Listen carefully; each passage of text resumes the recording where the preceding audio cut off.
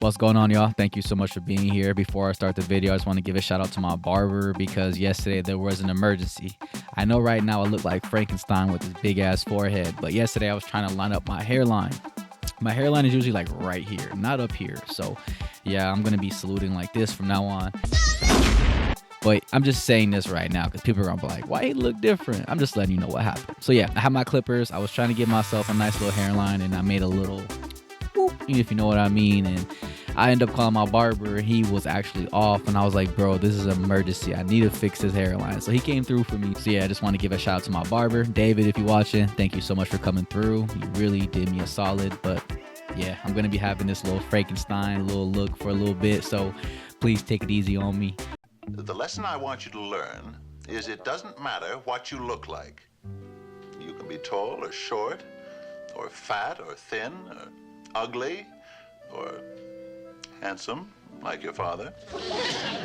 You can be black or yellow or white. It doesn't matter. What does matter is the size of your heart and the strength of your character. Move this man! However, let's get straight to this topic.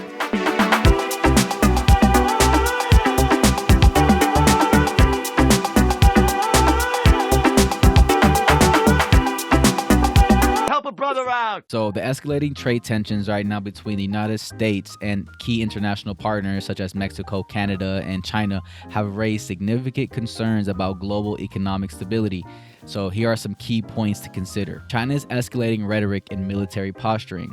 Threats of comprehensive conflict. China has declared its readiness for any type of war in response to United States tariffs, signaling a willingness to escalate beyond economic measures. We are fucked. Actually, before we get to the next bullet point, I want to show you guys a video that someone made of Trump showing his attitude toward Xi Jinping and how he was cool with him, you know? So let's watch this video very quick. You know what, President Xi, I got to know him very well.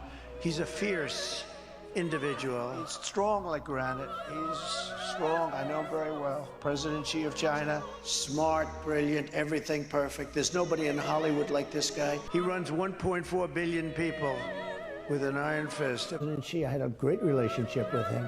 He's a great gentleman in many ways. He's tough. And he's standing there, he's a fierce person. The roughest, toughest, smartest. Well, he runs 1.4 billion people with an iron fist. Yeah, I'd say he's brilliant. What can I say? He runs 1.4 billion people with an iron hand. But think of President Xi, central casting, brilliant guy. You know what I say? Yeah, so they're not homies no more. And I'm not afraid of China's iron fist. I'm smarter, cuter, and definitely more famous. Believe me, we're coming for that ass, China, and you better be ready. When it comes to winning, nobody does it better. So stay tuned because this is going to be huge. We're going to show them what real strength looks like. So I just wanted to show you guys that, like, a lot of people thought that Trump and, Xi Jinping will be, partners, cool, allies and all that. But right now it's not looking good because China is pretty much declaring war on America.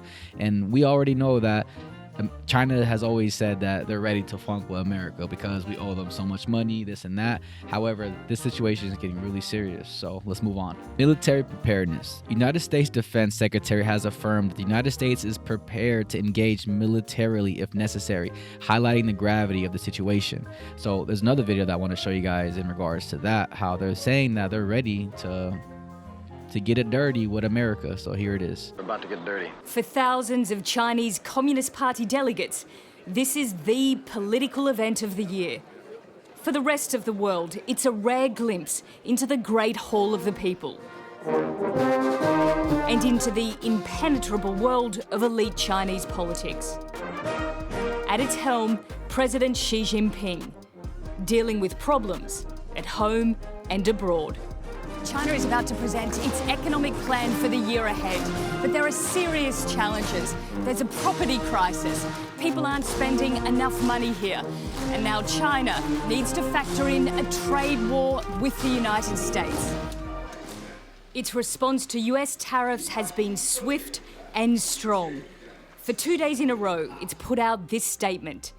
If war is what the US wants, be it a tariff war, a trade war, or any other type of war, we're ready to fight till the end. You need to leave After the session, a chance to try and grab the thoughts of the country's elite. What impact will the trade war have on China? I think it will have little impact on China because we treat others the way they treat us. Our tech develops so fast. Just look at DeepSeek. Look at how fast our AI develops. DeepSeek that pretty much made America lose $1 trillion within a couple hours. I did a video about how when DeepSeek came out and everybody was afraid that this would cause the market to crash. It kind of did in a way because, like I said, we lost, they say $1 trillion, but it could be more. They lost so much money within the snap of a finger as soon as this AI was created. So yeah, it's really important to emphasize that right now, China is going to be the new leader of the free world. There's a lot of talk about that because America's trying so hard to stay relevant. You know, we're trying to pay all of our debt. That's why Elon Musk right now is in the treasury. But I don't know, it's not looking good right now. Far from the political capital, at the other end of the country in Guangzhou, a glassware exporter braces for the latest tariffs and hopes for the best. I think the people will discuss this at the beginning, but yeah, of course, 10% is a huge number. You know, some profit even lower than this, but we cannot change it. Just get used to it and let it be. However, it's not easy to let it be when old alliances are shifting and relationships crumbling. And in this new world, as China says, everything is changing fast. So there's also some retaliation from Mexico and Canada. So imposition of counter tariffs. Both Mexico and Canada have implemented tariffs on a variety of United States goods. We are following breaking news. All three major American stock markets have closed down for the day after President Trump took questions about tariffs going into effect tomorrow against Mexico and Canada and new tariffs coming against China. CBS News Money Watch correspondent Kelly O'Grady joins us now in Studio 57 to talk about this. So, Kelly, let's be specific with what the tariffs are. 25% against all Mexican and Canadian imports, except 10% when it comes to Canadian energy, 10% additional tariffs on Chinese imports. So now let's talk about what the markets did. The Dow down 700, S&P down 100, NASDAQ down almost 500. What's going on? So if you pull up a chart of the Dow, okay, right around when President Trump started taking questions about tariffs this afternoon, you're going to see this. It went off a cliff. And in fact, we were actually down over 900 points when it comes to the Dow at one point today. So those numbers that you just mentioned, they're definitely extreme, but they aren't as bad as we were. Now, why? Markets have been trying to price in this question of tariffs. And I think what we heard today was President Trump saying, look, this is going to happen at 12:01. A lot of investors, a lot of companies were hoping, is this a negotiation tactic? Are we going to see an 11th hour deal like we saw a month ago, right? This was supposed to go back into effect at the beginning of February. But if you look particularly at the auto sector, Ford, GM, like Stellantis, they were all down significantly, over 2 to 3%, because these are the companies that have big plants in Mexico and Canada, and they're going to feel this as well as some of the retailers the most. Including agricultural products and manufactured items in direct response to United States trade policies. So let's actually look at this article very quickly. United States President Donald Trump's long-threatened tariffs are here, plunging the country into an escalating trade war with China, Canada, and Mexico. Trump's 25% tariffs on imports from Canada and Mexico went into effect Tuesday, along with the heightened 20% levy on Chinese goods. And all these three countries pretty much announced that they're going to retaliate. Anybody who comes at us, know that we come back at you twice as hard. That's right. You want us to come hard? You got us to come hard. So seriously, I come hard in my sleep. Experts say consumers and businesses will be the hardest hit. Companies big and small will face higher costs on the goods they buy from other countries and could have little recourse but to hike prices themselves. For consumers, that will likely mean more expensive price tags on everything from cars, appliances, and other big ticket items to smaller everyday purchases, including electronics, gasoline, and groceries. Yeah, and the price of gasolina right now is not looking good. So yeah, get ready to spend way more on your gas tank. Put 25 on pump. Is that pump 4? No, 25 on pump 7. So Canada, Mexico, and China all declared on Tuesday that they would impose retaliatory taxes on many United States products. China is imposing tariffs up to 15% on a wide array of key United States farm exports, including American-grown chicken, pork, soy, and beef. It also expanded the number of United States companies subject to export controls and other restrictions by about 24. So Miss Scheinbaum right here is not so happy. She said this Sunday we're gonna find out what they're going to put tariffs on, and it's not exciting because there's a lot of shit that we need from Mexico that we cannot get anywhere else for the low. You know what I'm saying? You boys like Mexico? Yeah, this is the last thing I'm gonna read. Meanwhile, Canadian Prime Minister Justin Trudeau announced that his country would slap tariffs on more than $100 billion of American goods over the course of 21 days.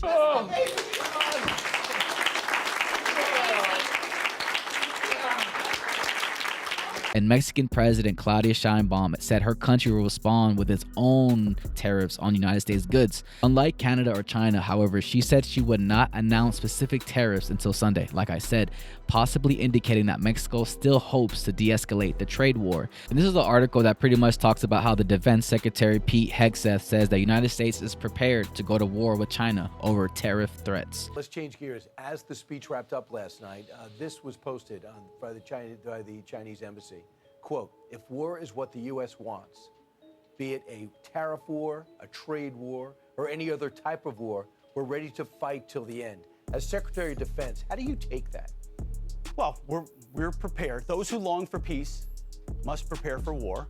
That's why we're rebuilding our military. That's why we're reestablishing deterrence and the warrior ethos, is because we live in a dangerous world with powerful ascendant countries with very different ideologies. You mentioned defense spending. They're rapidly increasing their defense spending. Modern technology, they want to supplant the United States.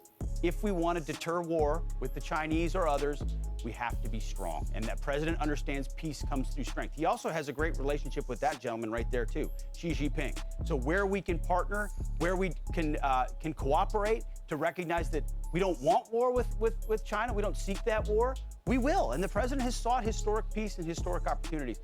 They say we don't want war with China, but we're continuously poking them with our stick. You know what I'm saying? Just like, I don't know. Why do we say that we don't want war, but our terminology and our actions show something else, you know? But my job as the Secretary of Defense is to make sure we're ready. We need the defense spending, the capabilities, the weapons, and the posture in the Indo-Pacific, which is something we're very much focusing on.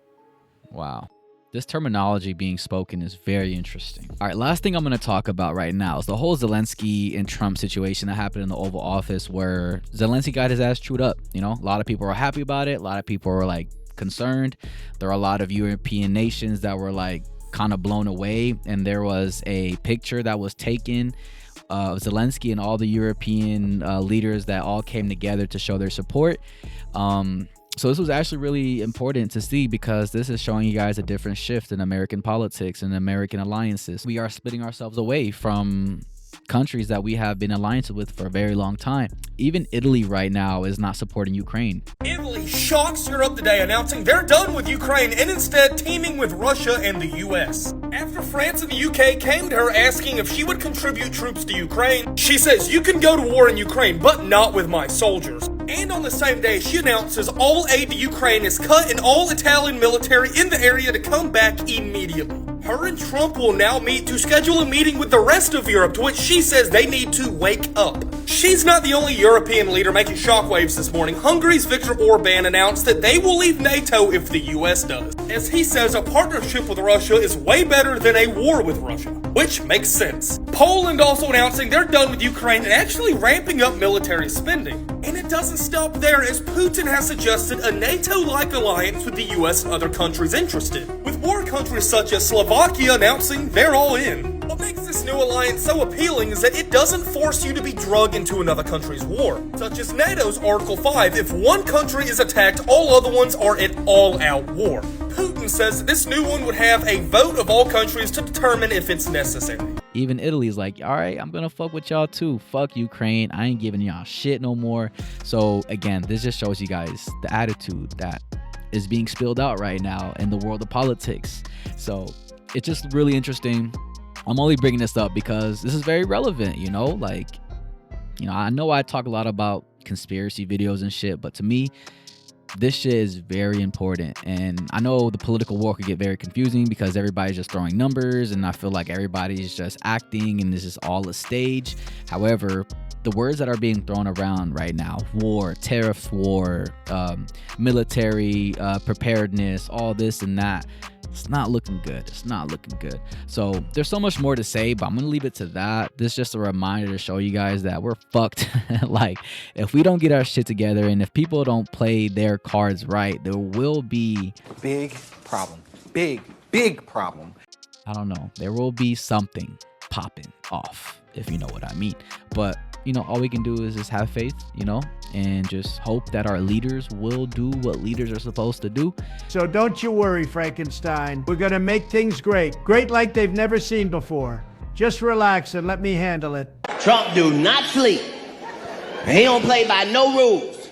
Used to say, will your president be awake at 3 o'clock in the morning to answer the phone if it rings? Shit, yeah, our president is up. Our president is a vampire. That motherfucker sent 23 tweets at 12:30. What the fuck is you talking about? That motherfucker is on it. Trump don't give a fuck. That motherfucker is on it, whatever the fuck it is. Every time he wake up, he just sign another piece of paper. Wait till they see this when they wake the fuck up, since they want to talk. We used to just being able to watch the news a little bit and then walk off. Not with Trump. Niggas is watching the news like it's the playoffs. Trump don't give a fuck. Trump don't follow nobody's rules. The president is supposed to be at the White House. Our president is wherever the fuck he wanna be. Yeah, it is what it is at the end of the day. I feel like there's nothing that we can really do as individuals, such as me just being a podcaster in my cabin, you know. But I just feel like, you know, the more we talk about things that are important, the more I feel like we will change the rules to the game. You feel me? I feel like these rules can't change if we're not talking about them. So people just have to be more involved in the world of politics, even though politics can be very annoying, very toxic, and very misleading. However, I just feel like we need to take money out of politics. That's what's ruining everything right now. There is so much technocratic control with all these rich corporations, these billionaires trying to like take over America. You feel me? Like, that's what we're seeing right now. We don't see, I don't know, we don't see the people having power anymore. All we see are these tech billionaires taking over, and you know, like Mark Zuckerberg, Elon Musk, and Jeff Bezos. Like, all these men with so much money just want to take control of the American politics and want to shift things the way they want to shift it. But I don't know, I could be wrong. You're wrong. You're wrong. You're wrong. You're wrong. This could be a good thing, but I just feel like when you give these billionaires too much control, they're only going to do things that benefit them. You feel me? So it's like, damn, what can we do? However, there's nothing that we can do. You feel me? We don't have much power. We're just, you know, taxpayers, people just trying to work a 9 to 5, trying to make that money. You know what I mean? But yeah, just want to say thank y'all so much for being here. I hope this was some important information. You feel me? But stay blessed. Thank y'all so much for being here. Hopefully see you on the next one.